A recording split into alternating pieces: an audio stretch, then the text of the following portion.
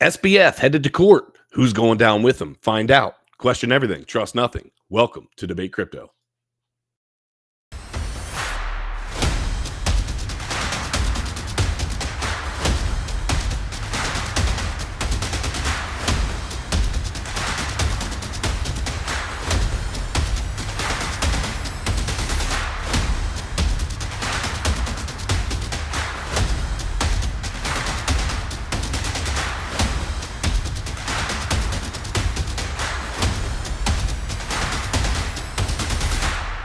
It's your boy, CryptoKeeper, here for an episode of TA Thursday around the charts, although it's going to be a little different today. We have got somebody special on the show. We're doing it different today because, well, candidly, everyone is down at the conference in Florida, kicking it. Crusader holding it down for Debate Crypto down there, and a bunch of other people are down there. But I'll tell you who's not down there. Your boy, Crypto Blood. Blood, what's up, bro? Hey, what's going on, bro? No gunshots today? Oh, come on. You know I got them locked and loaded, baby. Locked and loaded.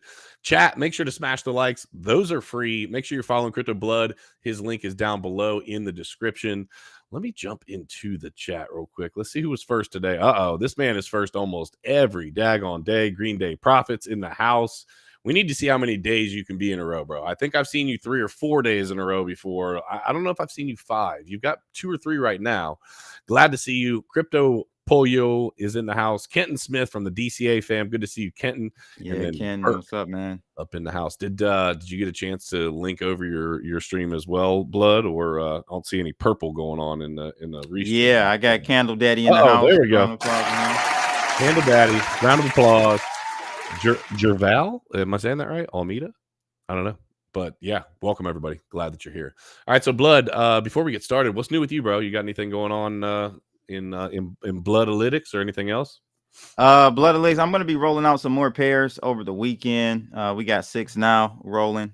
So just working on that, updating some things there. We got anything for clicks in the house?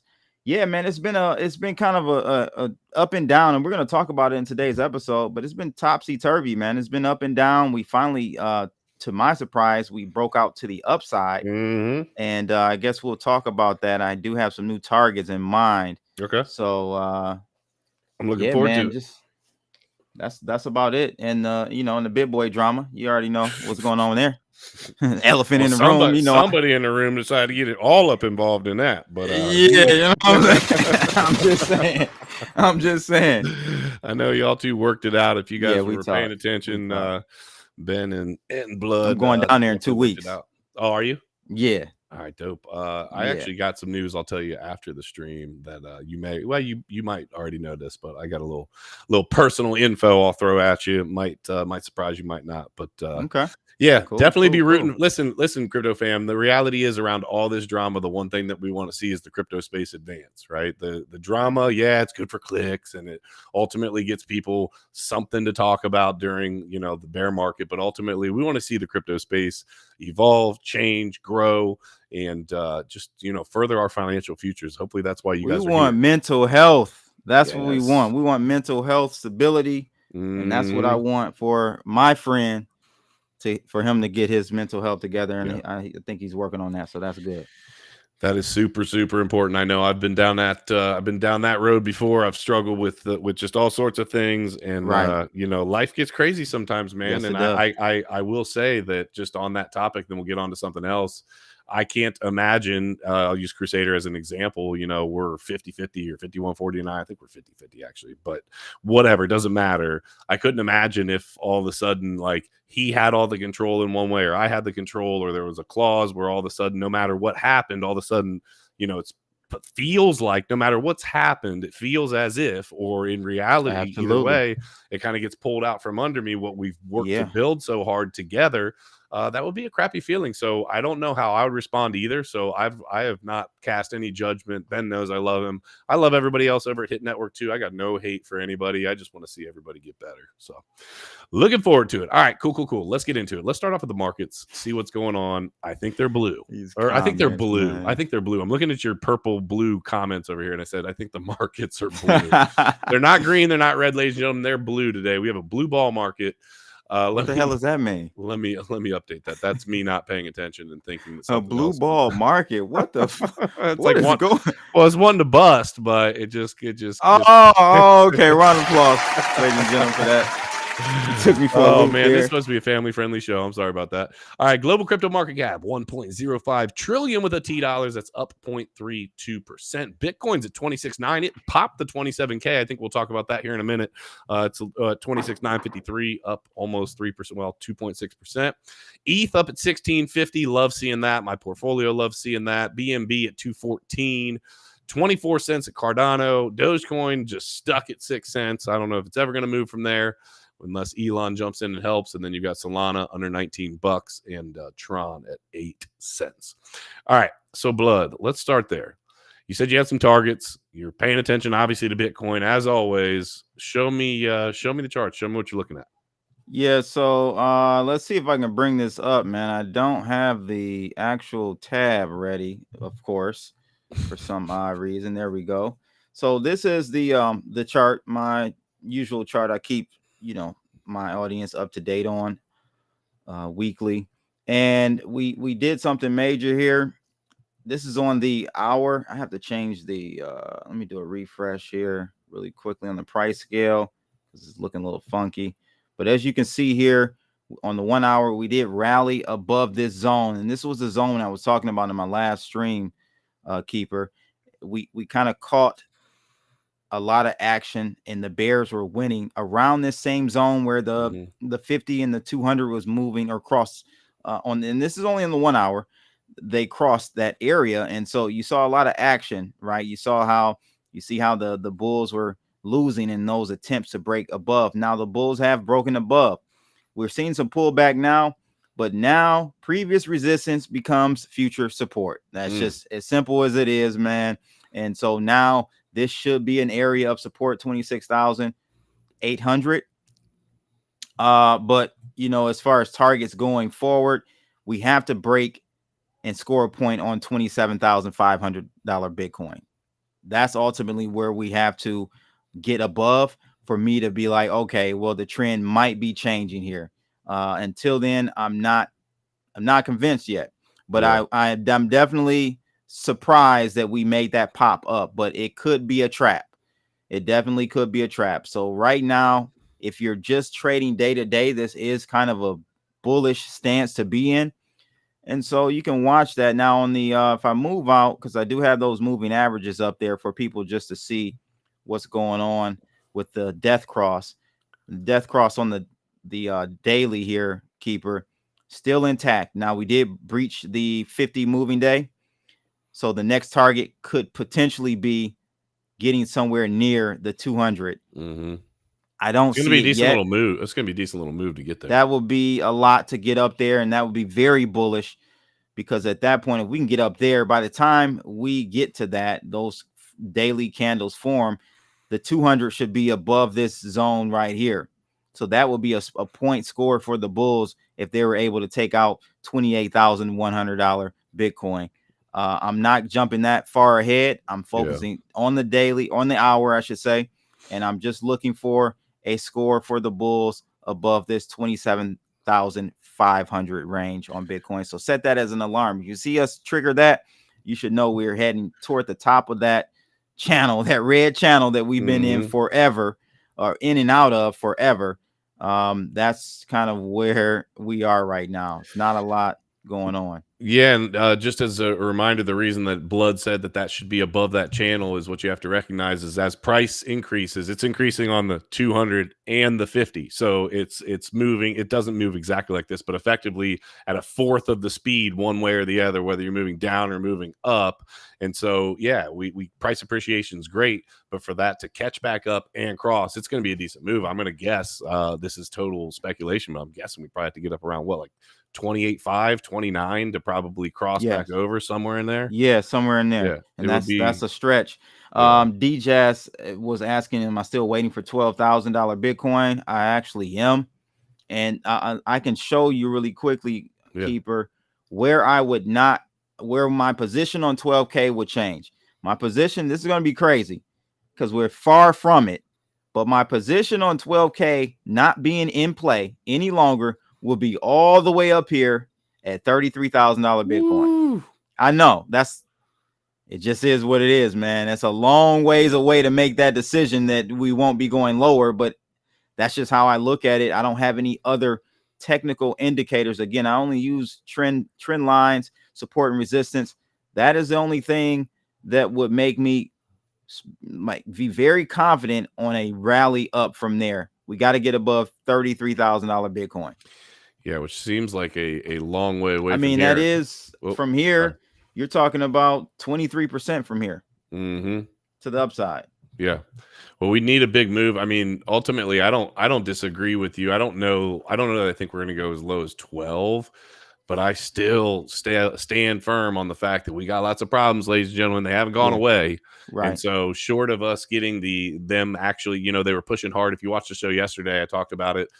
They're pushing really, really hard on Gary Gensler, saying, listen, you have to approve this spot ETF. I could see that making a change for sure, right? If that actually happens, they push that through.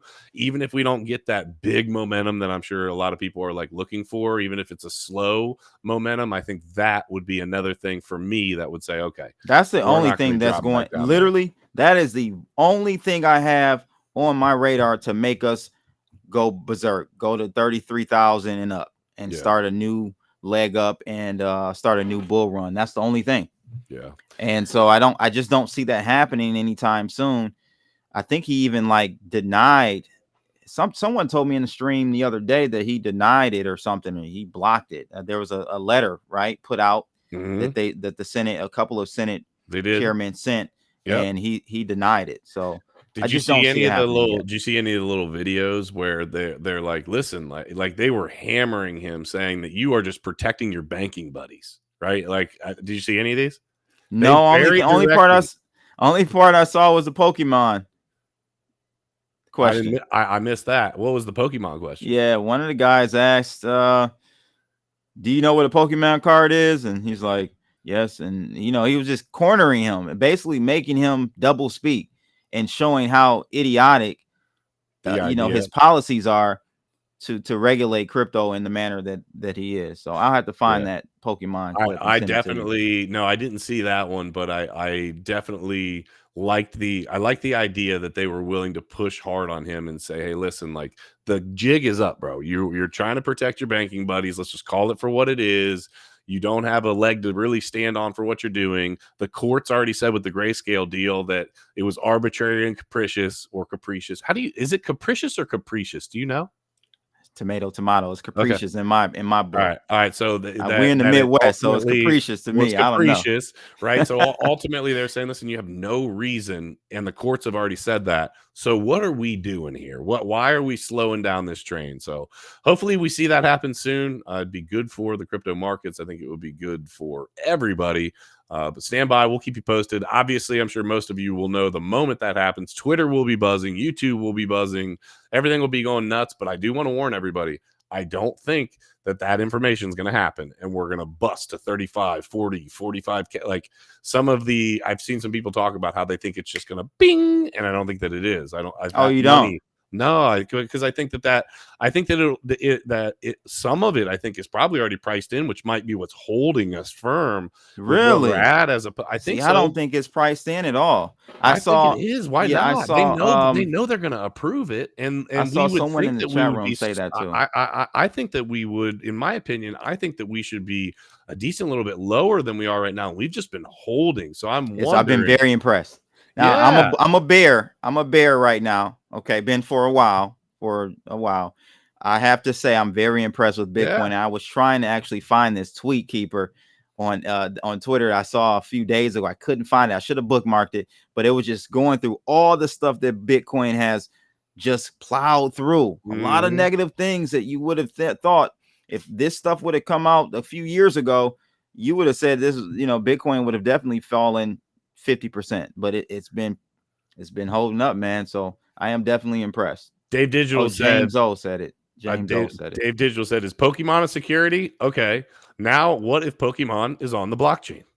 So that must have been what That's what he said. what he Yep. was saying, and And basically he saying, he was yeah, just all caught up, man. It was just ridiculous. yeah. I love it when Yeah, they I come think to spam up. if out of nowhere we get a spot ETF clearance, a green light for it, we go easily 15% up in a day. Oh, I can And see then that. maybe a pullback or a slow, a settling period where we trend sideways.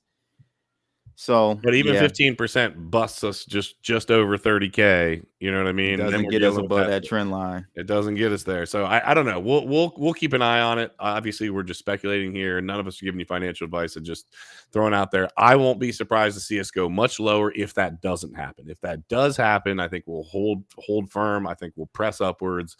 Now, how fast or how far we go, we'll find out. So that is what it is. We did just bust 27K. I was going to pull an article on that, but Blood just showed kind of the numbers. I want to do a little education to start the show. So let me pull up some things to consider when adding digital assets. This is just an interesting article, I thought, that kind of dove into basically, hey, you're moving into the crypto space. Here's some things you need to consider. So one of them, risk management. Let's just touch on these. Blood. Why do you think risk management in the crypto space and digital assets first is really important? Well, it's important in investing, period. You don't want to 100%. because in the crypto space it's so easily accessible, leverage is. High So volatility. you can really blow a lot of stuff out if you're not paying attention to your risk appetite. And when risk management, what that really means is just having your portfolio balanced. So let's say you got a DGen token that did 100x on you, and it was only, I don't know, Keeper, 5% of your portfolio. Now it's 50% of your portfolio. Oh, yeah. You need to rotate. It's called portfolio rotation. You got to rotate those gains. If you're not going into stable coins, which is okay, if you're not going into stable coins, you got to rotate those gains out into the other coins that you have in your portfolio to balance it back out.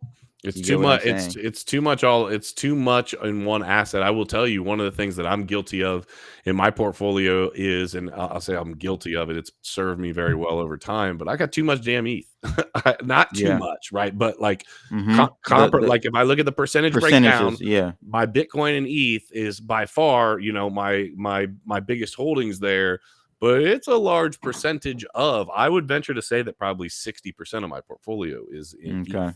And so I know that I expose myself some there should something happen to ETH. So that's one of them for sure.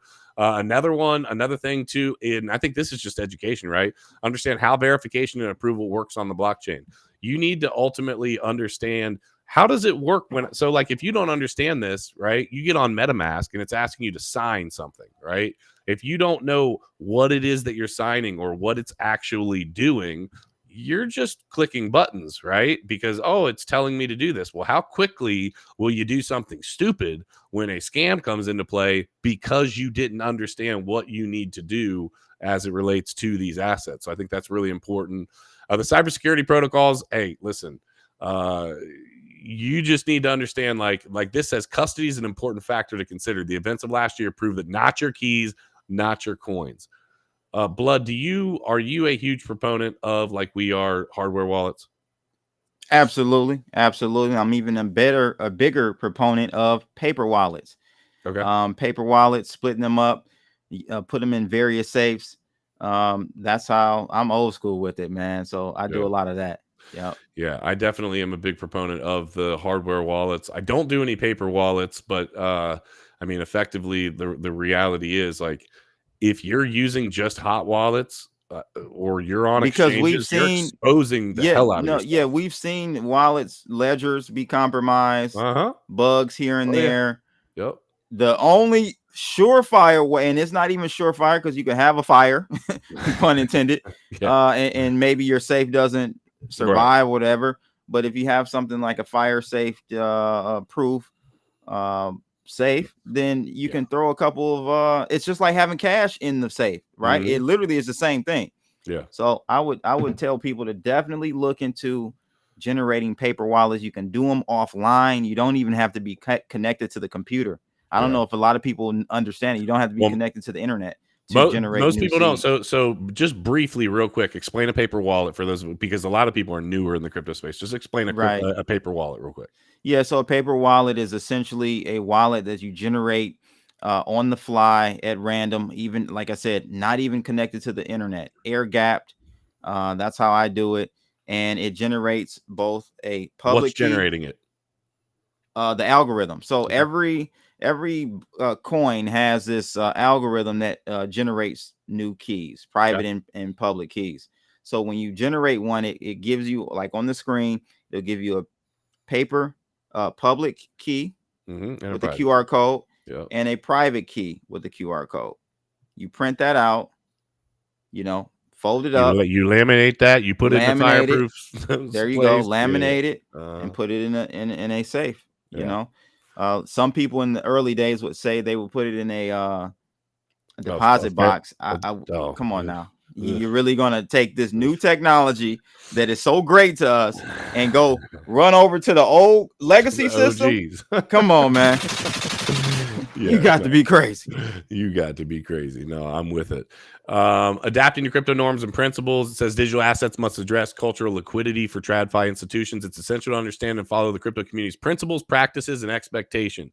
Decentralization and transparency underpin digital asset markets. To maximize digital asset potential, institutions must adapt to these norms, which may differ greatly from those of traditional finance. That's part of what they're pushing back against. They want to be the middleman. They want to be involved, getting their greasy fingers and their fees and everything else. So understanding that is pretty important. Creating accessible educational content. We're doing it right now, right? Yep. We're on YouTube. We're doing that right now. Choose partners and technology carefully. Listen, this one you might gloss over. Don't. The technology matters. I think this next bull run is going to be utilitarian. I've been saying that. And then partners, whether it's in the space, outside the space, you need people that you can rely upon, and you need people that you can trust, right? That's just period.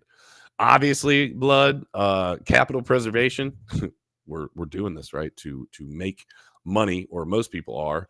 The asset class that you're working with, like, I like to mix it up. I like to have different classes of crypto, so I think that's important. This one's important for sure. I know, blood, as long as you've been in this, because you've been in this a decent number of years before me, be prepared for volatility. You've seen everything from an $80 Bitcoin to a $69,000 Bitcoin, right?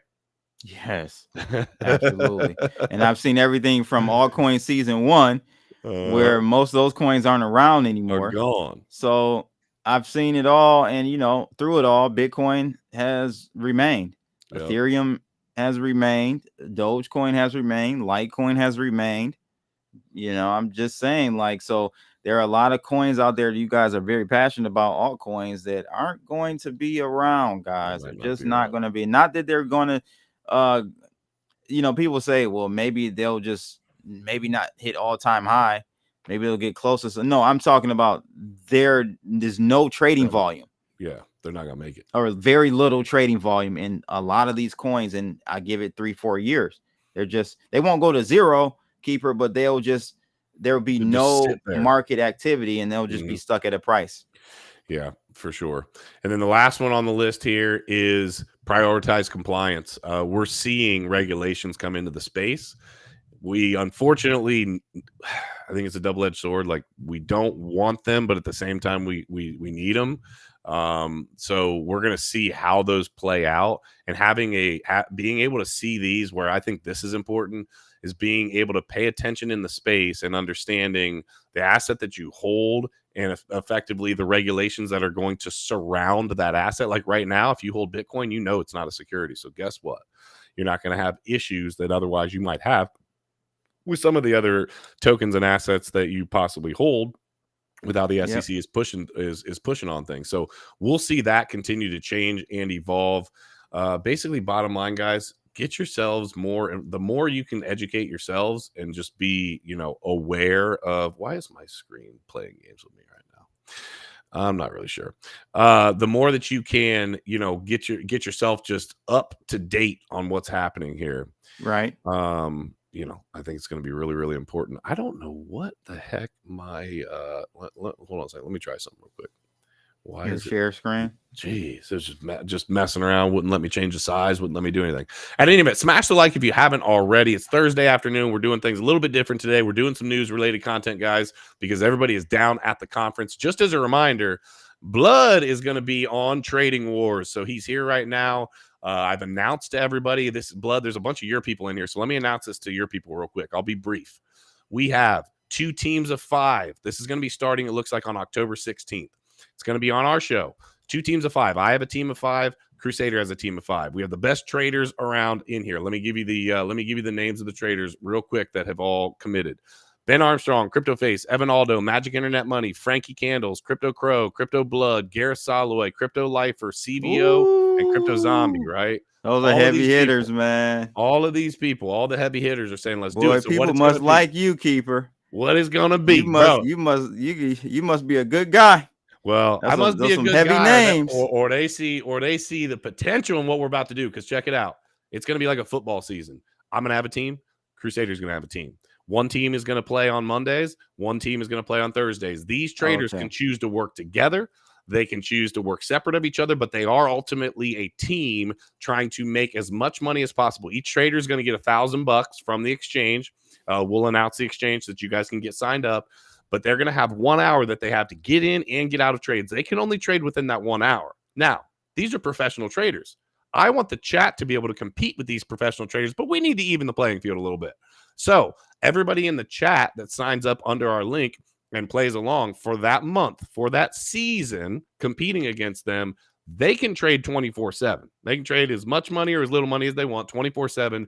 Whoever has the best P&L or can beat one of the teams is going to get a pretty hefty little prize coming from the exchange as well. So we're freaking excited about it. We'll give you guys more details as we get closer and closer. But, bro, we are pumped, and everybody seems to be excited about it. Yeah, there's a lot of people talking some smack that they're going to be beating the traders. So I'm interested. When you told me this was your concept, it was excellent. I said, "This is great, man." I think it's gonna be fun, very and fun. then like, let's say my team's on Monday and it's a Monday, I'm on, and then Crusader will be on too, right? Well, you already know what he's gonna be doing. He's gonna be heckling the team. So we'll be going in talking about trades. Why are you doing this? How much leverage you using? And I think you guys should swap days, alternate every week, because trading but then it's not my team versus. What do you mean? No, so like your team Monday this week, next week your team Thursday, to even it out, because see it's a trading pattern. Yeah, like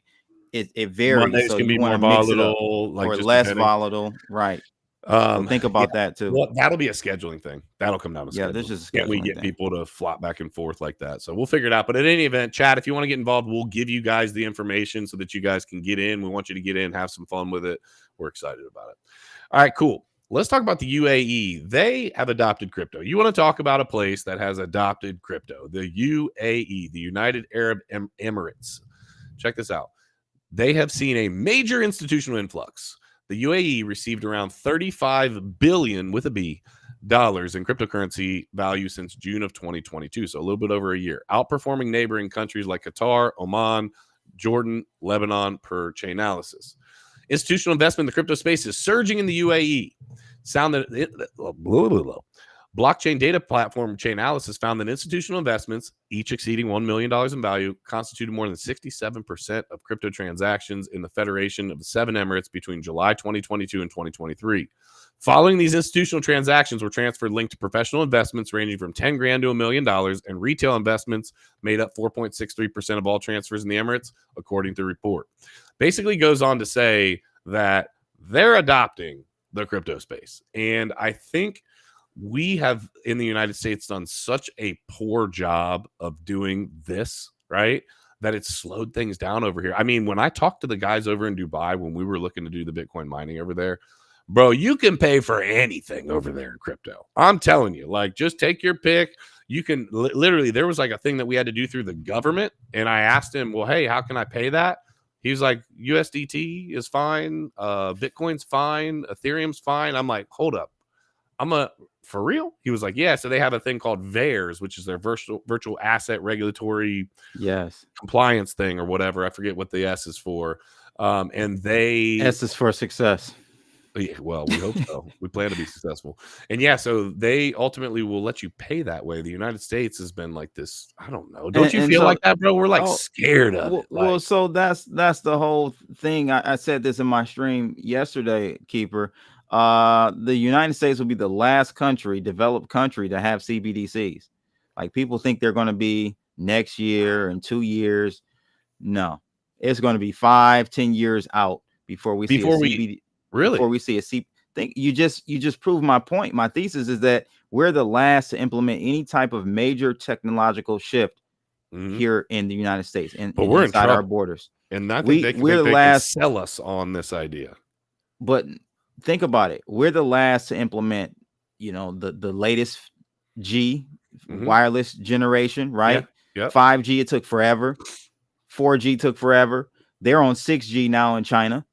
Are they? I didn't know that. Yes. Yeah, they're on 6G. We're the last to implement chips in our credit and debit cards. That's We're a good just point. now getting to tap and pay. That's a They're good point. doing retina scans for your stuff now Yeah. overseas. So you Oh, get what I'm saying? yeah. We're always last Yeah. in those technological infrastructure That's upgrades, a good man. point. The only pushback that I would give would be I just see how bad the state of things are right now, and I could see them using the CBDC as some sort of a ploy or solution to where they sell you this idea that this is going to help us push through in some form or fashion. I could see that happening, and I also see, which I hate, the immense amount of control that's been trying to be pressed down on us, the people, and they know how much extra control they're going to be able to have over everything, including the blockchain space, when they go to the CBDC. So that would be my only push. I don't see 10 years, no freaking way. And 5 years, ooh, we already got the what's that? What do they call it? Like their Fed test now? now.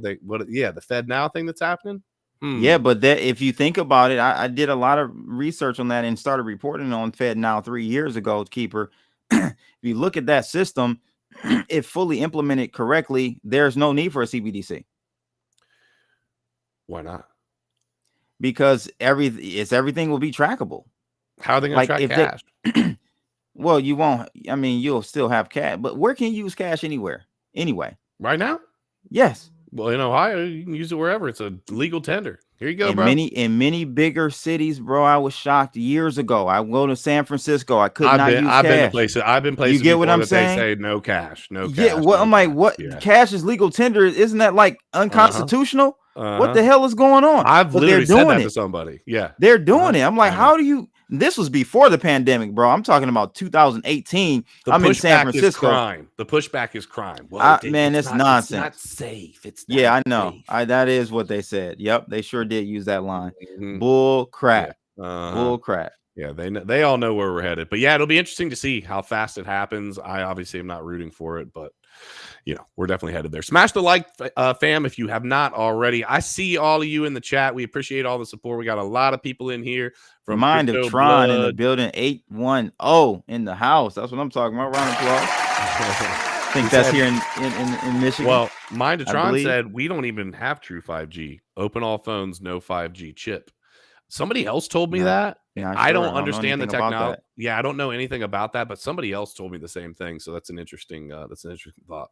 All right, so let's move it on. I do have a hard out here in about 10 minutes. So I'm going to kind of roll through these last two. The last one's the one I really want to get into. So I'm going to kind of breeze on this next one, but I think it's still important to mention.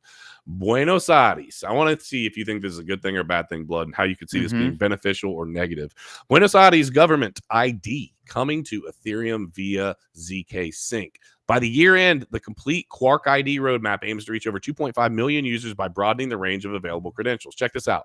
Next month, Buenos Aires will begin rolling out a blockchain-based and open-source digital identity protocol, Quark ID, in an effort to streamline citizen access to public services. The citizens will be able to download the protocol's native wallet to claim essential personal documents such as birth and marriage certificates, according to a statement on Wednesday.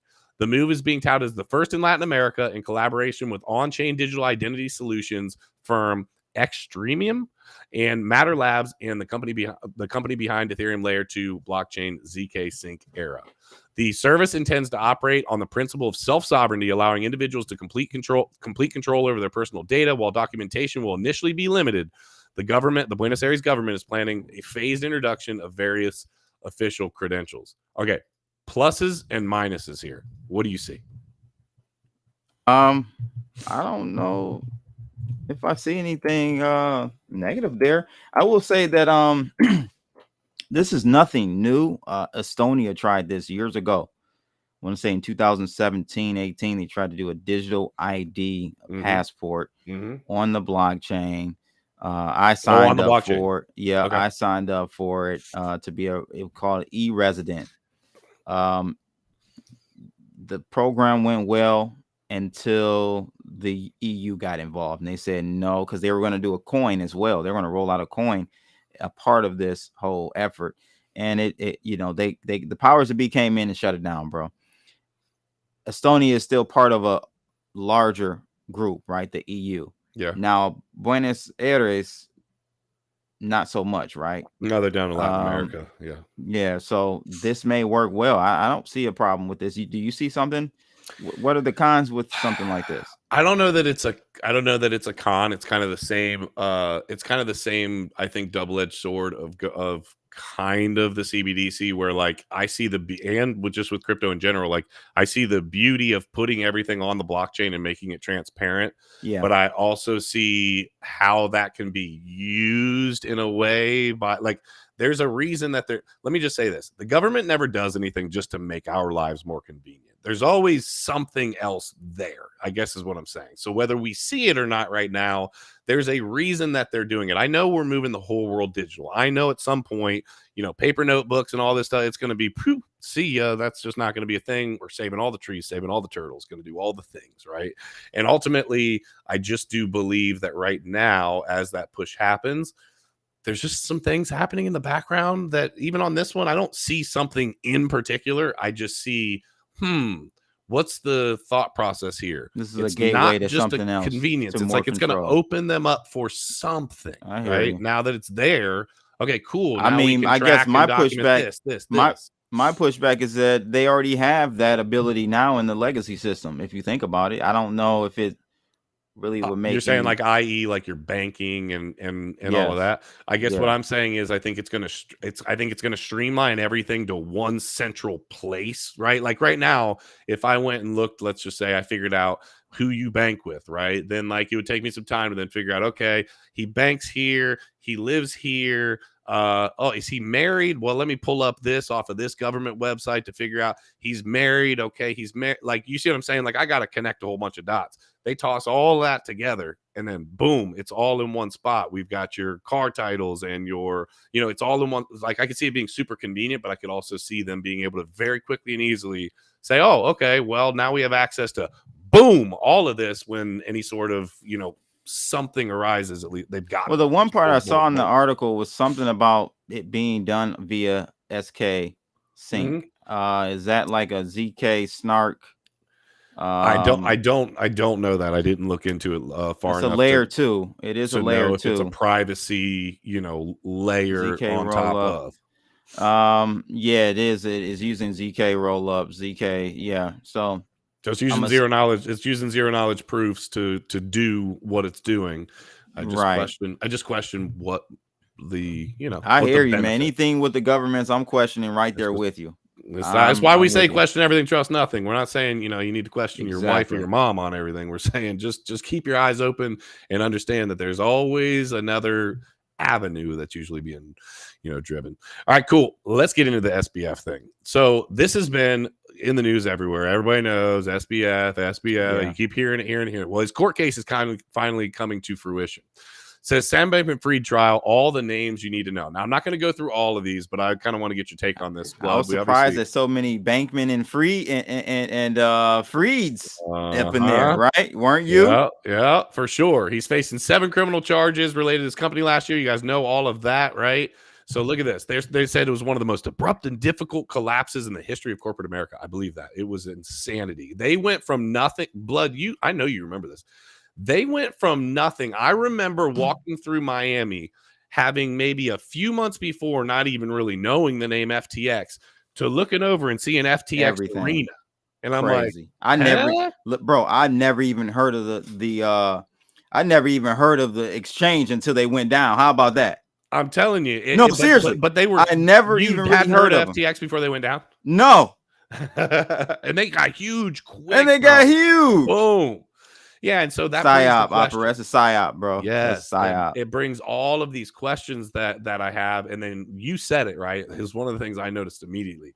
The different names in here, they all sound kind of the same. I didn't know he had that many family members involved in this nonsense. Yep, talks about him, obviously, talks about his mom and dad, right? So his mother was a professor at Stanford Law School, but she retired last year. She claimed her departure had nothing to do with the collapse of her son's crypto empire. Who knows, right? But she's under investigation. Never marry a woman that won't take on your full last name, ladies and gents. That's a good. If she's going to do the hyphen situation, don't do it. That is funny. That is funny. And then his father, who is a law professor at Stanford, retired last year. Okay, he's also a tax expert. So they're saying, hey, you helped this, right?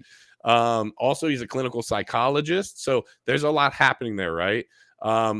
Gabriel Bankman-Fried, his brother, right? He's involved. He ran a pandemic prevention group that received cash from FTX. Oh, imagine that. Because if you remember, SBF was absolutely woke. He said that he made his billions to give it away for like philanthropy or whatever. I'm not so sure that you scam everybody for philanthropy, but hey, that's just me. Listen to this. He wanted to purchase the sovereign nation of Nauru in order to construct a bunker/shelter. He's been watching the DCA fan, man. He knew. We told him, bro, things are going down. Purchase your bunker, but not just a bunker. He wanted to purchase a whole freaking nation. Some event where 50 to 99% of the people die. So he was taking over. John Ray is the new guy, I guess, in place. There was more. I thought there was another family. They showed the judge. I could have sworn that there was another family member. He was the CEO. Maybe not. Sam Trabucco. He was the CEO of Alameda. At any event, all of this, just to ask you this, Blood, do you think that from the start, and I've got kind of a hard out here in a minute, so just answer. Hey, man, boot off Meanless. Boot this Meanless dude off of your channel. What's He's over here doing some weird... He's asking people if they want some CHILD vids. Block. Yeah.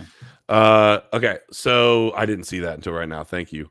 So do you think that if you had to guess with how this all went down, with the political campaign contributions, with who his mom and his dad are, with all of these ties, do you think that this started as the idea that they were going to do this huge takeover and basically scam people? Or do you think that genuinely he didn't have any business knowledge? This shit took off. He started giving money away left and right, found a good way, or what he thought was a good way to leverage it, and didn't understand the business side, the liquidity side, and then this just all crumbled in his face? Or do you think that there was a lot of smarts happening here? No, I think it was the former. I think there was a plan to make, because remember, he was meeting with Gensler. I think it was a plan to make FTX the new Goldman Sachs of crypto, the new JP Morgan of crypto. So the go-to institution for crypto, which they could regulate everything through. You get what I'm saying? Same idea. Funnel everybody to that central spot. Yeah, and they would, maybe there would be some smaller other players just to keep that what do they call it? Trust law, antitrust law. They'll have a couple other big, not as big as FTX, but kind of close to make it seem like it's a fair and equitable playing field. But that's what I think they were trying to do. And it all fell apart because of Terra Luna.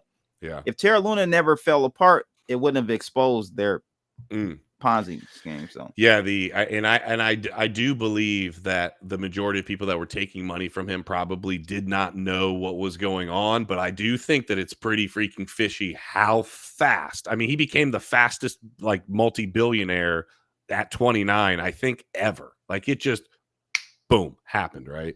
Chosen, man. That's what happened when you're picked. When you're handpicked. And that's what I thought too.